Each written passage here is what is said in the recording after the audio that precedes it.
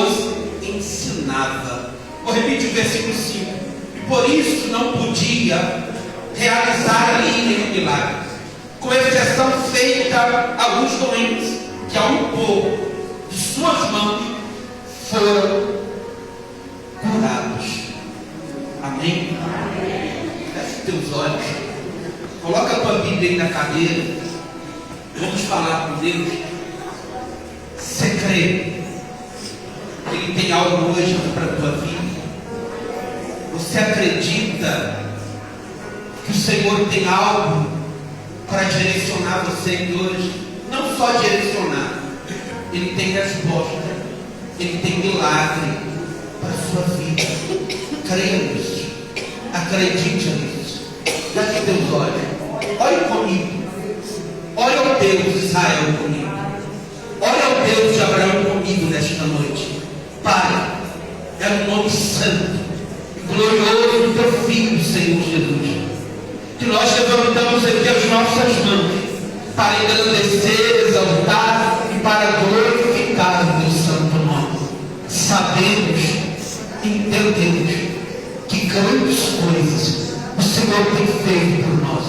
Tu és magnífico, tu és maravilhoso, soberano. A tua igreja aqui reunida do teu lado, ela te adora, ela te glorifica, ela te exalta, e ela engrandece o teu santo nome neste lugar, nesta noite. Manifesta a tua glória, manifesta, ó Deus, o teu querer, o teu poder entre nós. Fala, Espírito Santo, no mais profundo íntimo de cada coração aqui neste lugar, operando sinais, prodígios e maravilhas ao decorrer da exposição da tua palavra. Cura os doentes, liberta os oprimidos que aí houver. Faz milagre, Deus, no meio do teu povo, de uma forma extraordinária. É o que nós te pedimos, Pai. É o que nós te pedimos neste lugar, Pai. Manifesta a tua glória. Queremos sair daqui encharcados, queremos sair daqui cheios, renovados, queremos sair daqui, meu Deus, com grandes expectativas e experiências poderosas pelo teu poder. Fala comigo, Deus, revela a tua vontade. É o que eu te peço, para a glória e louvor do teu santo nome. E quem crê diz amém. Amém. Você pode aplaudir.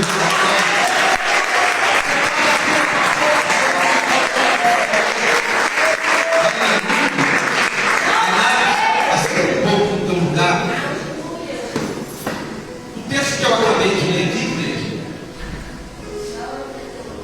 é Jesus na sua terra natal, Nazaré. Aonde que Jesus passava, coisas poderosas aconteciam. Só que em Nazaré foi diferente. A Bíblia diz que ele foi em Nazaré anunciar o reino. Só que ali, pelo que nós vemos aqui no texto, ele não operou quase um milagre, com exceção, diz a Bíblia, de alguns doentes que ele colocava a mão e essas pessoas foram curadas. No versículo anterior, Jesus vai falar sobre esta questão que o profeta na sua terra, ele não é honrado. O profeta na sua terra natal, ele não é bem visto. Tanto que quando Jesus voltou para lá, eles diziam: não é esse o filho de Maria, o filho de José, e os seus irmãos não estão entre nós? A incredulidade era tanta, por eles conhecerem a infância de Jesus, os irmãos de Jesus, os pais de Jesus. A incredulidade era tanta que Jesus não pôde operar grandes sinais naquele lugar, em Nazaré. Você concorda comigo? Que tinha até pessoas que estavam querendo milagres, tinha até pessoas que estavam precisando de cura, de sinais na sua vida. Tinha gente aí que queria, mas boa parte duvidava e não acreditava. A Bíblia diz que o estômago cheio, ele despreza o favo de mel. Mas torna doce. Quem está com fome, qualquer coisa lhe serve para saciar. Mas quem está cheio, né, ele despreza todo tipo às vezes de comida porque ele está cheio. Mas com fome não. Então tinha pessoas que estavam doentes, que precisavam ser curadas, que precisavam de milagre. Com certeza, elas ouviram que Jesus operava sinais e maravilhas. E elas foram ali para receber. Mas boa parte, até mesmo alguns que estavam doentes, não acreditavam em Jesus. E você concorda comigo?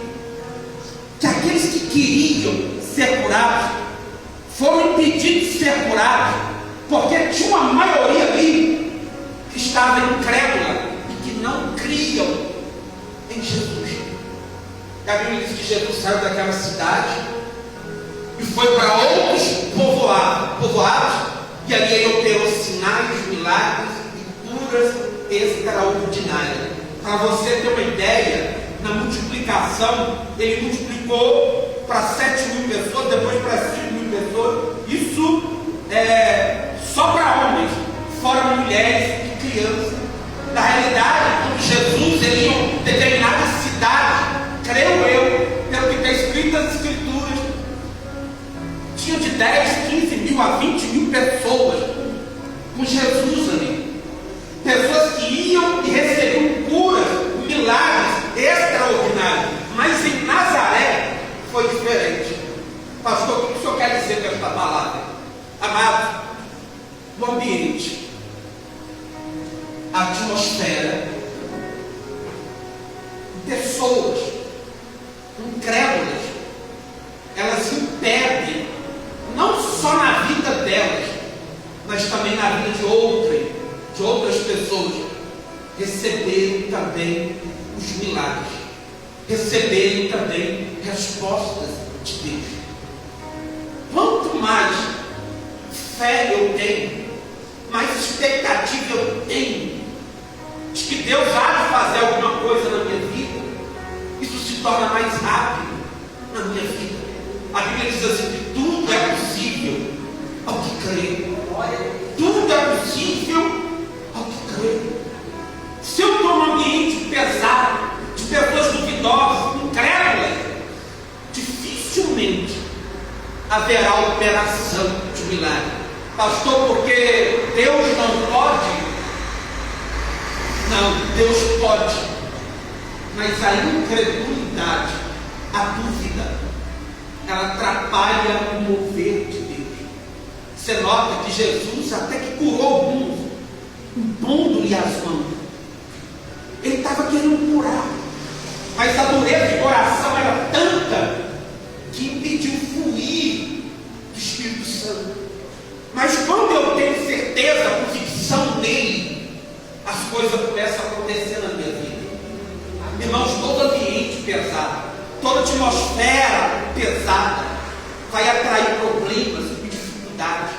Mas quando eu abro meu coração para Cristo, quando eu creio, quando eu menciono palavras, e não só palavras, do fundo do meu coração, essas coisas tendem a acontecer mais rápidas na minha vida. Deus quer operar, e eu preciso atrair cada dia mais as bênçãos do Altíssimo sobre a minha vida, sobre a minha casa.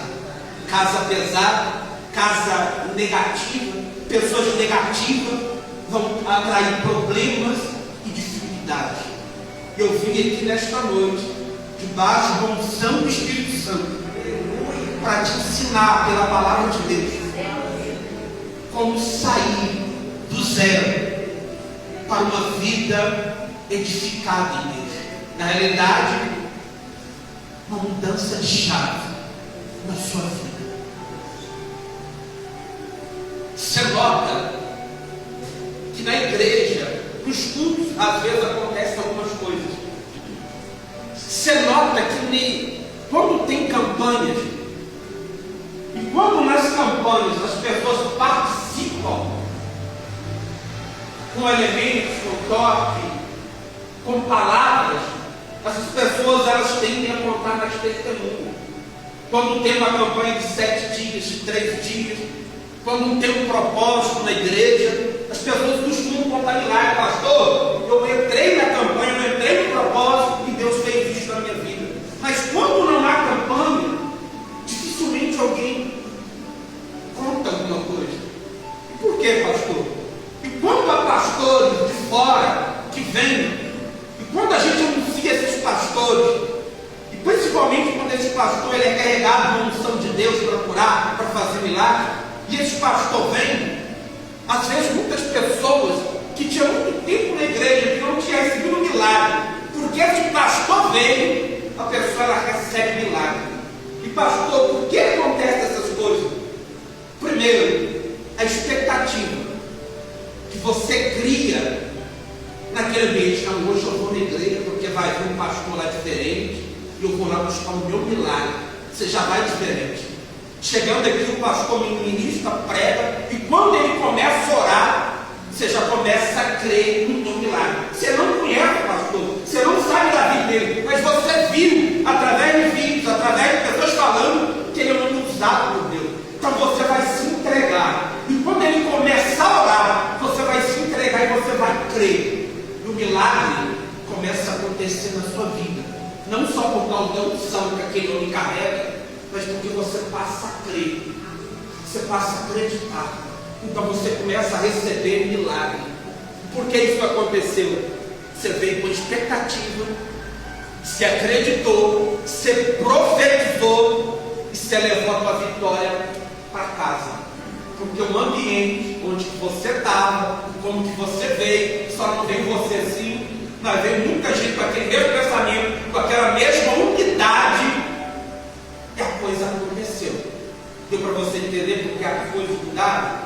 Porque pessoas vieram para ele, pessoas vieram com expectativa, e as coisas começaram a acontecer. Deus quer operar, mas quando eu facilito isso, fica mais rápido na minha vida e também na sua vida.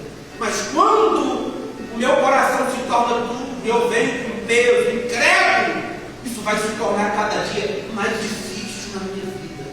Então a primeira coisa que você precisa aprender, quando você vier com culto, venha com expectativa, venha crendo, venha confiando, começa a arrumar na tua casa com aquele pensamento: hoje eu vou e eu quero uma resposta de Deus, hoje Deus vai falar comigo, hoje Deus vai me dar o meu milagre. Eu não sou pregador de bênção somente, eu prego a palavra de Deus, mas a bênção ela é essencial para o crente.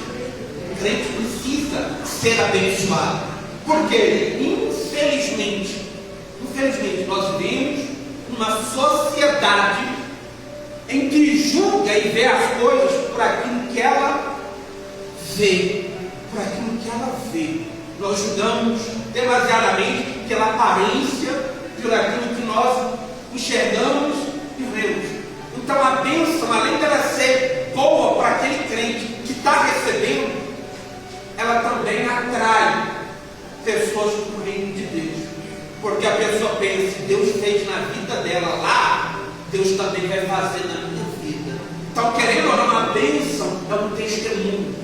A bênção é algo aonde a pessoa vai entender que Deus é vivo, que Deus opera. Amém? Então, quando eles verem mudança na sua vida, casamento, finanças, saúde, quando eles verem transformação, libertação de drogas, vício, quando eles verem libertação, eles vão querer saber o que aconteceu na sua vida. E aí é a hora de você evangelizar e dizer: Jesus fez isso na minha vida. Então, querendo ou não, a bênção ela atrai. E a igreja, ela está sob uma bênção. Qual bênção, pastor? Abraão, em ti serão abençoadas todas as famílias da terra. Em ti, Abraão. Lá em Gênesis capítulo 12, versículo 3. Em ti, Abraão, serão benditas todas as famílias da terra. Em ti, Abraão, na tua fé, naquilo que você creu em mim, eu abençoarei todas as famílias da terra. Quem tem a fé de Abraão, nós temos essa fé. Amém, irmãos? Porque Abraão creu, e isto foi imputado como justiça. Amém, irmão? Então, expectativa, falar. Eu não posso só ter expectativa, eu preciso falar. Eu preciso profetizar. Eu recebo, eu quero, eu preciso. Em nome de Jesus, a vitória já é minha.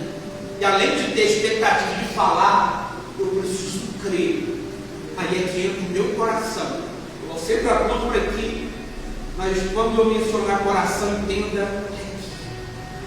Amém, irmãos? Eu preciso crer. Uma das coisas que Jesus ele falava é o seguinte: vocês me professam com os lábios, mas o coração está longe de mim. Então o que interessava para Cristo não era só o que as pessoas falavam, mas o que realmente estava no coração delas. Porque elas falavam uma coisa com a boca, mas o coração estava longe. Amém, irmãos? Se eu quero vitória, eu preciso crer. Independente de quem esteja ministrando aqui, sendo jovem, uma criança, uma senhora, um outro, um idoso, independente de quem esteja ministrando, se ele está ministrando a palavra de Deus, o reino de Deus, verdadeiramente, se eu crer, eu recebo milagre. Lógico que alguém carregado de unção vai facilitar mais ainda sobre a minha vida, mas independente da pessoa, eu só tenho que crer, ter expectativa, acreditar, profetizar, receber o meu milagre em nome de Jesus. Amém, irmãos? Você crê? Eu sou da boca para fora. Você acredita? Você tem essa convicção? Amém, irmãos? Porque a bênção de Deus sobre a nossa vida, isso é glorioso. Crente abençoado, isso é tremendo. Amém? E sem a bênção, pastor, se ele crê em Deus, também é tremendo. Porque a nossa fé, junto com o louvor que nós cantamos aqui, eu não vejo pela vista, pelo que os meus olhos veem. Eu acredito, eu creio, eu posso estar passando uma momentânea tribulação. Às vezes eu não estou na dele, mas eu estou passando por um processo. Os meus olhos estão vendo a dificuldade, mas dentro de mim, no meu coração, eu estou crendo que a vitória está muito perto. Eu não vou desistir. Então nós precisamos, para uma virada de chave, eu preciso tomar posse. Eu preciso estar carregado dessa expectativa. Você quer que as coisas melhorem mais ainda na sua vida? Você precisa fazer algo diferente. A partir de hoje, a tua oração ela precisa mudar. Ela precisa mudar. Como assim, pastor? Você vai pedir. 90% da nossa oração é pedir. Amém, irmão? Amém. 10% eu creio que é agradecer. Nós pedimos muito mais do que agradecemos. Então é o seguinte, você vai mudar a tua oração. Da tua oração realmente você vai pedir. Só que você vai fazer diferente. Porque antes de você orar, fala: Deus abençoa minha casa, minha família, minha vida, minha vida. Deus abençoa meu sono, abençoa isso e aquilo. Aí você vai deitar ou acordar para ir trabalhar. Só que todas as vezes nós fazemos essa oração automática, irmão. Se acontece alguma coisa na nossa vida, um tipo de problema na nossa vida no decorrer do dia, a gente esquece desta oração.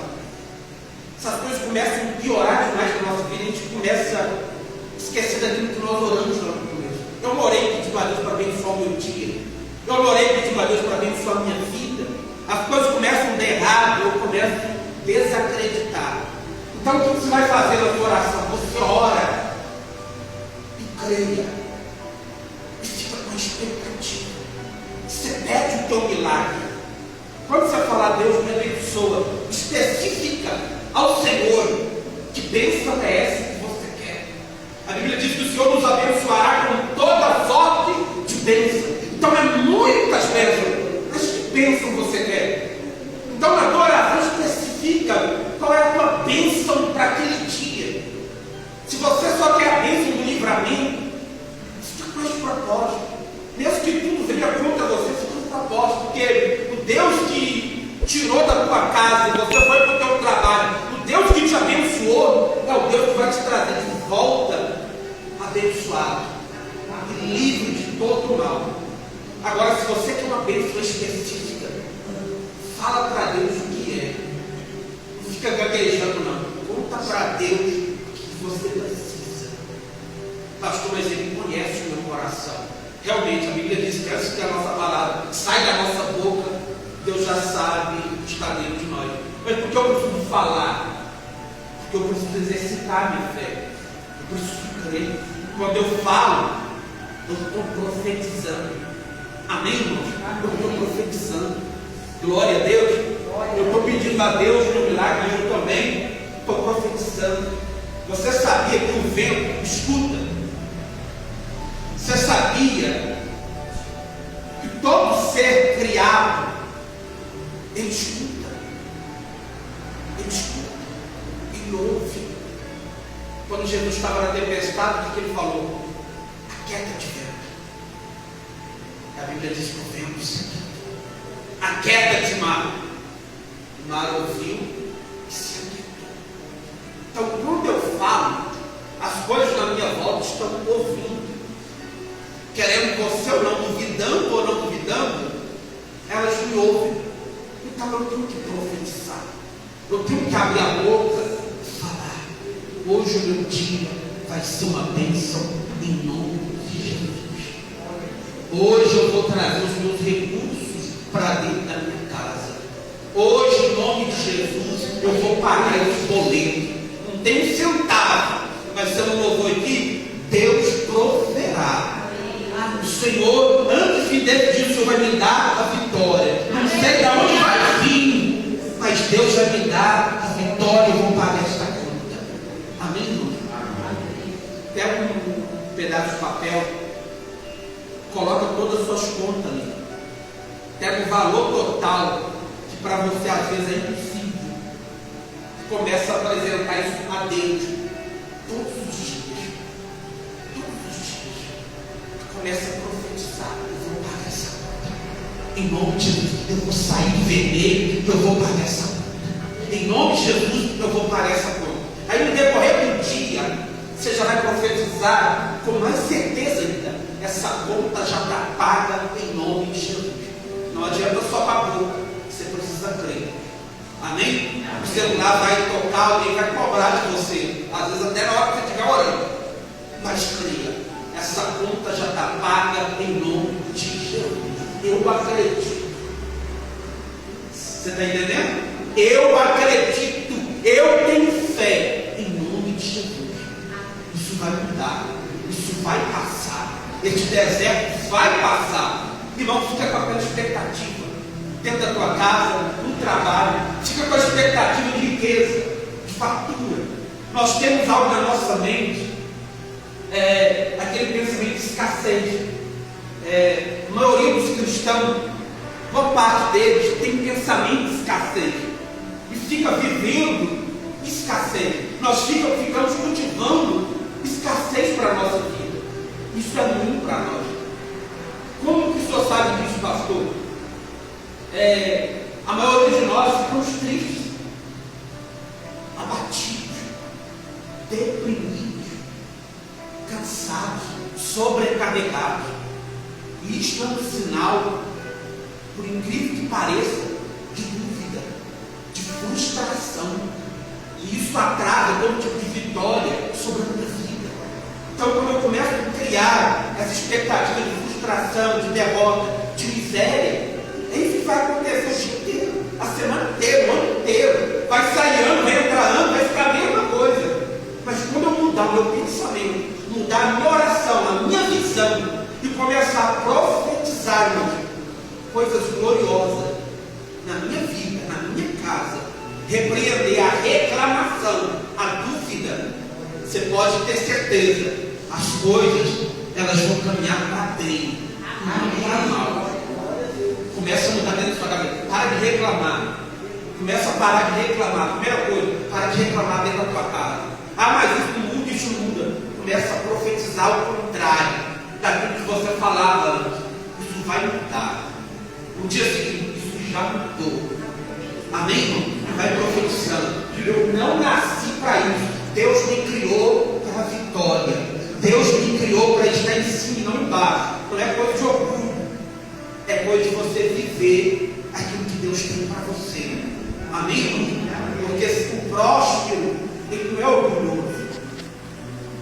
O próspero é aquele que, além dele ser abençoado, ele também abençoa outras pessoas. Esse é o próspero. Amém, irmão? Então começa a cultivar isso para a vida da tua vida. Todo dia. Ah, pastor, eu estou cansado. Começa a orar todo dia. A minha vida é bênção. Eu sou rico. Eu sou próspero. Eu tenho saúde e fé. Deus é comigo. Apesar que as coisas estão vindo, mas Deus é comigo. Eu não vou depender desse medicamento. Continua os teus exames. Continua as coisas. Mas vai profetizando. Porque o último exame que você fazer, o médico vai te chamar e falar assim: puxa, no começo estava dando isso. Mas esse último exame agora, vamos até fazer um outro. Mas esse último exame agora está mostrando que você não tem nada. Porque você foi profetizando, foi crendo tanto, irmão, que Deus começou a te curar de dentro para fora. Quando você está aqui, você já está completamente curado, livre de medicamento. Você crê nisso? É assim que Deus faz. Porque está tão difícil o milagre hoje, porque o mundo está se tornando cada vez mais consumista, materialista. O número de ateus tem aumentado cada vez mais. Pessoas que não creem em Deus, pessoas que não acreditam mais na palavra do Senhor. Então o mundo está do jeito que está, mas você é diferente. Você é aquele que crê nesta palavra. Você confia nela. E eu tenho certeza, irmão, que as coisas vão mudar na sua vida. Da água para o vinho. Você crê nisso? Da água para o vinho. Amém? E Deus vai fazer tão grandes coisas. Eu sei que o Deus que eu sigo é um Deus que pode mudar a minha vida aonde que eu estou. Aonde que eu estou, Deus pode mudar a minha vida. Mas às vezes Deus precisa tirar a gente do lugar onde que a gente está e levar para outro lugar. Por quê, pastor? Porque em volta da gente está carregado um monte de gente que é de Nazaré. Como assim, pastor? Pessoas que passam o dia inteiro falando mal de você, criticando você, duvidando de você, pessoas que querem o seu mal, pessoas que não gostam nem de você, nunca conversou, mas tem ódio de você, só de olhar para você, pessoas que infelizmente, quando você começa, Deus começa a te honrar, te abençoar, já começa a levantar um monte de problema para destruir você, inventar um monte de história para acabar com a sua vida. Então às vezes eu preciso tirar você daquele meio chamado Nazaré e te levar para um lugar onde Ele vai te honrar de uma forma abundante, poderosa. Abraão, sai do meio da tua parentela com a terra que eu te mostraria. Amém? Amém? Tem hora que Deus vai te tirar da parentela e te levar para um lugar para Ele te honrar mais. Porque tem um monte de gente negativa, invejosa, que não quer deixar você prosperar. A dúvida dela, a incredulidade, o mal dela contra você está atrapalhando uma atmosfera gloriosa de Deus sobre a sua vida. Tem hora que Deus vai te tirar dali, vai te levar para um outro lugar. E lá naquele lugar Deus vai honrar você. Eu estou falando de uma igreja, eu estou falando de ambiente, estou falando de casa, estou falando de moradia, estou falando de parentes. Deus vai tirar do meio às vezes para te levar para um lugar. Sabe por que eu estou pregando isso? Porque veio uma voz profética dentro de mim. Porque tem uma pessoa aqui que o seu endereço não vai ser mais aquele endereço. Deus vai te tirar dali e você vai para um outro lugar. E para esse lugar que você vai, Deus vai te honrar. Você vai notar que aquilo que você não conseguia em um ano, você vai conseguir em um mês. Aquilo que não dava certo ano, sai ano, você vai ver que de poucos meses a coisa vai mudar da água para o vinho na sua vida.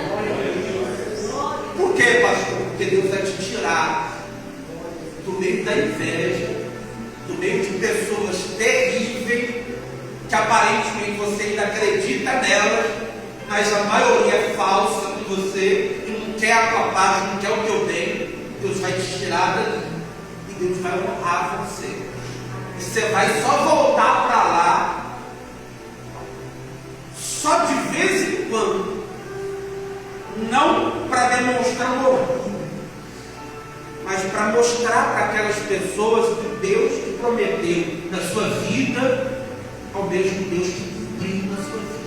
Amém. Você crê nisso? Amém. Você acredita nisso? Amém. Você crê porque tem lugar que te adoece, tem lugar que te machuca, que te destrói, tem lugar que está acabando com a tua vida. Deus vai te arrancar. Tem trabalhos que destroem o teu emocional, a tua vida. E Deus vai te arrancar desses lugares, para lugares onde você será honrado e abençoado. Sabe por quê? Porque você é uma pessoa má, você é uma pessoa boa, tem um coração bom. E Deus está vendo isso. Que Deus vai te honrar. Deus vai honrar você. Mas começa a mudar essas coisas na tua mente, no teu coração. Você vai ver que as coisas vão ter na sua vida. Deus não é Deus de migalha. Nosso Deus é Deus de fartura. Nosso Deus é um Deus de fartura. Deus não vai dando conta a gota, não. Amém? As coisas de Deus é uma abundância. Deus é próspero. Diga glória a Deus. Ele diz que ela é dona do ouro, ela é dona da prata. Você é filho. O que te impede de receber? O que te impede de alcançar as grandezas de Deus? Tem uma experiência. Eu vi a pessoa falando dessa experiência. Eu contei ela aqui para a igreja uma vez aqui. Às vezes você pode encontrar isso na internet. Eu ouvi falar. A pessoa ela pegou os potes, colocou arroz. Se eu não me engano, né? Já tem um tempo que eu vi isso, mas foi arroz mesmo. Colocou arroz dentro de um pote. Se eu não me engano, ela colocou água dentro desses potes com arroz. E todo dia a pessoa chegava nesses potes e falava palavras negativas, palavras pesadas. Mas em um pote diferente, ela abençoava, falava palavras boas para aquele pote. Os outros demais, ela falava palavras ruins, palavras contrárias. O dia foi passando, o tempo foi passando, os potes que ela falava palavras ruins começou a apodrecer e cheirar mal. Mas o pote que ela abençoava, que ela falava palavras boas, o arroz estava ainda intacto. Mas os outros que recebiam palavras ruins estavam apodrecendo, limpando, ficando puro, cheirando mal. Fizeram essa experiência. Por que eu estou te contando isso? Olha o poder que tem as palavras. Olha o poder que tem as palavras. É muito forte. Então, dentro da tua casa, quando você fala, esse guarda-roupa é uma imundícia. Essa casa é imunda. Essa casa não para, essa casa parece que é uma praga nessa casa. Você vai notar que você vai lutar, batalhar. Na maioria das vezes aquela casa vai ficar imunda, suja. Porque o que você criou dentro daquela casa é um espírito de imundícia. Então ele não sai, ele não vai embora. Mesmo que você coloque o louvor às vezes, coisas para ver, aquele mal vai permanecendo ali. Você tem um trabalho danado, faz um monte de coisa. Aí mexe o vidro, parece que você não fez nada. A casa continua pesada, suja, carregada. É porque o Espírito recebeu esta palavra e ele continua ali. Como que eu sei que ele saiu? Quando a atmosfera da minha casa fica em paz. Quando a atmosfera fica alegre. Quando aquele peso sai. Sabe aquela vontade de ir para casa, se sentir bem? Mas sabe aquela outra vontade de você não querer ir para a tua casa? Ah, tá, eu preciso ficar trabalhando o dia inteiro. Para casa, eu não vou para aqui. Toda vez que eu chego lá em casa, aquele peso. Toda vez que eu chego lá em casa, pastor, eu sinto aquela atmosfera ruim, é só briga, é só problema, é só confusão. Aí quando dá para ir para a igreja, eu venho para a igreja, mas quando chega aqui em casa, Jesus amado, quando eu chego do trabalho, não dá vontade de ir para o trabalho, dá vontade de ficar um tempão na rua, para depois voltar. É sinal que tem alguém ali, e não é físico, é espiritual. Quando você chega, você já sente um ambiente, um clima pesado, carregado. Eu sempre falo aqui na igreja, né? O melhor lugar que nós temos, irmão, é a nossa casa. Se eu não sinto bem na minha casa, tem algo errado. Tem algo errado comigo, tem algo errado na minha casa, tem alguma coisa acontecendo. É espiritual. Tem gente que chega na casa sem dor de cabeça. Tem gente que chega na casa sem mal, vai para cá para deitar. Então tem algo errado dentro da tua casa. Esse algo errado que está dentro da tua casa, por incrível que pareça, na maioria das vezes foi alguém que mandou. Foi você que pediu para que aquilo entrasse. Inconscientemente, você pediu. Esse menino é uma praga. Esse menino é um capeta. O inferno. Quem já escutou isso? O inferno. Essa casa é o inferno. Esse homem, quando chega, é um capeta. Ele vai se tornar mais capeta ainda. Essa mulher, Deus que me diz, só, né? Para muitas palavras que não é. Aí a atmosfera fica pesada, as coisas ficam carregadas, e fica difícil prosperar. As coisas começam a quebrar, começa a atrasar a conta, o clima de briga começa a aumentar, os vícios começam a aumentar dentro daquela casa, brigas, contenda, ódio, ciúme, todo tipo de confusão começa a ter ali dentro, porque tem forças malignas ali. Pastor, como eu faço para me libertar disso e sair disso? Como eu faço para que a minha casa tenha paz? Pastor, eu coloco louvor, mas não está mudando. Eu coloco oração, mas não está mudando. Sabe como é que faz a mudança? A pessoa que pediu para que aquilo entrasse inconscientemente é a mesma pessoa que tem que pedir para que saia. Você tem que pedir para sair. Como que eu faço isso? Quebrando as alianças. Não aliança de casamento, irmão. As alianças espirituais. Você precisa quebrar elas. Deus, dobra o joelho. Deus, perdoa por aquilo que eu falei. Deus me perdoa por ter chamado meu marido deste espírito. Deus me perdoa por ter chamado meu filho deste nome. Deus me perdoa por ter abençoado a minha casa. Deus perdoa o meu coração, perdoa a minha vida por ser desse jeito. E começa a falar com você mesmo: eu também me perdoo. Você precisa se perdoar. A Bíblia diz para nós amar o nosso próximo como a nós mesmos. Amém, irmão? Se perdoe. Pede Deus perdão. E depois, pastor? Depois, você manda o capeta embora. Você manda a maldição sair da tua casa. Como você faz isso? Levanta a mão e começa a falar em nome de Jesus. Eu ordeno que o espírito de maldição saia da minha casa. Eu te dou uma ordem, conversa com ele, porque ele está te ouvindo. Pastor, manda medo, eu vou medo. Conversa com ele, me repreende. Satanás, você que está me ouvindo, eu te dei na realidade uma ordem, uma permissão para você entrar dentro da minha casa, mas a partir de hoje eu também lhe dou uma ordem para você sair. E você tem que usar essa palavra e nunca mais voltar.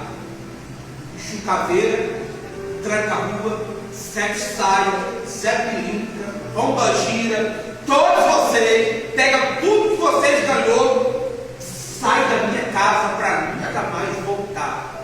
Repreendeu, mandou embora, a casa agora está vazia, não está? Então agora você precisa profetizar. Eu profetizo que a partir de hoje a minha casa é uma bênção. A partir de hoje que vai sair da minha boca não será maldição, mas será bênção. A partir de hoje, onde eu colocar a minha mão, Deus vai abençoar. Onde eu colocar os meus pés, Deus vai abençoar. A partir de hoje, a minha geladeira vai ter fartura, a minha mesa vai ter fartura. A partir de hoje, não vai ter briga dentro da minha casa. Eu vou amar o esposo, eu vou amar a esposa, eu vou amar os meus filhos, porque a família que o Senhor me deu. Então eu profetizo isso, em nome de Jesus. Esse carro não vai mais quebrar. Eu profetizo que esse carro será uma bênção. Eu profetizo que essa moto, que essa bicicleta será uma bênção. E você tem, profetiza e abençoa. É tão difícil adquirir as coisas. Então, abençoar aqui, meu irmão, você tem que entregar na mão do diabo. Toma dele de novo, pede Deus para abençoar, em nome de Jesus. Quem tem entender diz amém.